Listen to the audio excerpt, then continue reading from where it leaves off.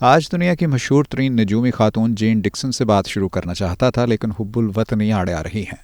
کیا ہوا کہ نجومی جین ڈکسن کی ساری پیشگوئیاں درست ثابت ہوتی ہیں، لیکن وہ ہے تو غیر اور اہل فرنگ میں سے ایک۔ ویسے بھی اپنے ہاں اس طرح کے ٹیلنٹ کی کوئی کمی نہیں۔ میں ان خوش قسمت لوگوں میں سے ایک ہوں جن سے ہر تیسرے دن کوئی نہ کوئی نجومی ملنے کے لیے رابطہ کرتا ہے، یا کوئی روحانی شخصیت بچ کر رہنے اور ترقی کی چھلانگیں لگانے کے ٹوٹکے بتا رہی ہوتی ہیں۔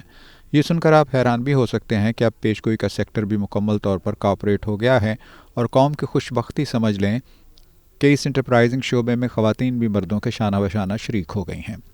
اس لیے لیڈیز فرسٹ۔ چلیے مریم نواز کی اس مشہور زمانہ پیشگوئی والی ویڈیو کلپ سے بات شروع کرتے ہیں، جس میں وہ بڑے پرجوش اور انتہائی پرعزم لہجے میں پبلک کو یقین دلا رہی ہیں کہ یہ ہو ہی نہیں سکتا باپ کی اجازت کے بغیر بلوچستان عوامی پارٹی والے عمران خان کی حمایت کر سکیں۔ میں بہت اچھی طرح سے جانتی ہوں، باپ والے باپ کی اجازت کے بغیر سانس بھی نہیں لے سکتے۔ اس لیے میں آپ کو پورے یقین سے کہتی ہوں کہ کوئی مجھے غلط ثابت کر کے دکھا دے کہ باپ نے پی ٹی آئی کی حکومت میں شمولیت کا فیصلہ باپ کی اجازت کے بغیر کیا ہے۔ میں جو بھی آپ کو بتا رہی ہوں، تاریخ مجھے سچا ثابت کرے گی۔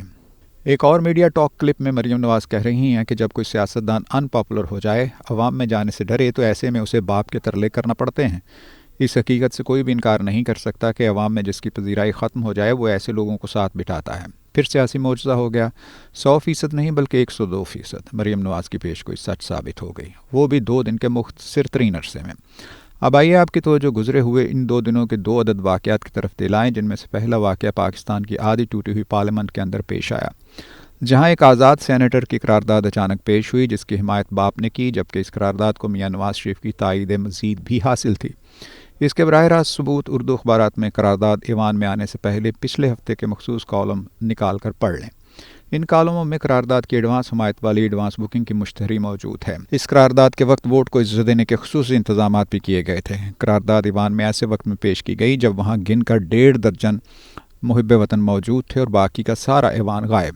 ایسی گمشدگی کو انٹرنیشنل لاء کی زبان میں انفورسڈ ڈس اپیئرنس کہا جاتا ہے۔ اس سے کچھ ملتا جلتا دوسرا وقوع کوئٹہ میں ہوا، جہاں باپ نے میاں نواز شریف کو خصوصی دورے پر بلایا اور باپ کی سابق کابینہ برائے صوبائی حکومت بلوچستان کے سارے نامزد لوگوں نے باپ اٹھا کر میاں نواز شریف کی جھولی میں ڈال دی۔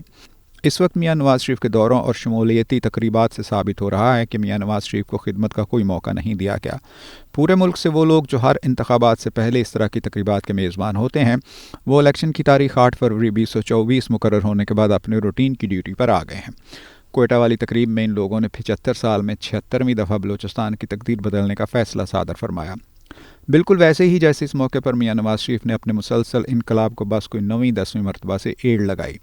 اس سچ میں پاکستان کے 25 میں سے 27-28 کروڑ لوگ میاں نواز شریف کے حامی ہیں کہ انہیں پاکستان کی خدمت کرنے کا کوئی موقع نہیں دیا گیا۔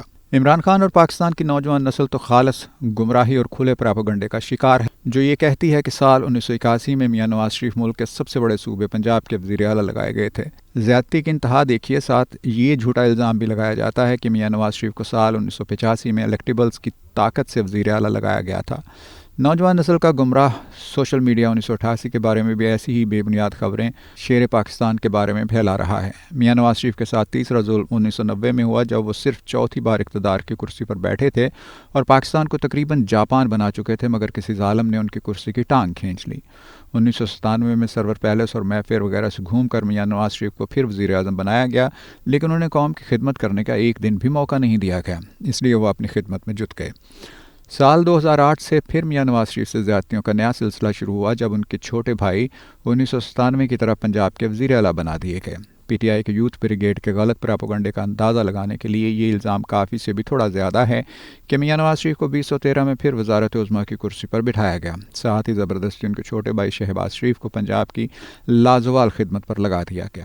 یہ بھی محض بہتان ہے کہ میاں نواز شریف کے تسلسل میں مسلم لیگ نون کو میرے گرائیں شاہد خاقان عباسی کو وزارت عظمیٰ کی کرسی پر بٹھانے کا موقع دیا گیا۔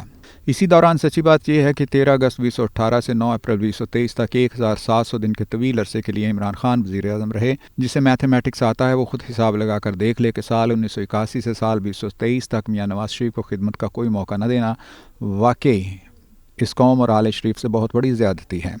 عمران خان ایک ایسے سماج کا آزاد شخص جس کے 25 کروڑ لوگ بڑی جیل میں بند ہیں۔ جیل میں بیٹھا اکیلا آزاد آدمی پس دیوار زندہ رہ کے بڑی جیل کے قیدیوں کے لیے پورے قد سے کھڑا ہے۔ آج کے دن سمیت اس کی تصویر، اس کی تقریر، اس کی تشہیر پر پابندی ہے۔ باپ رے باپ، بھلا تصویر بھی کوئی ڈرانے والی چیز ہے؟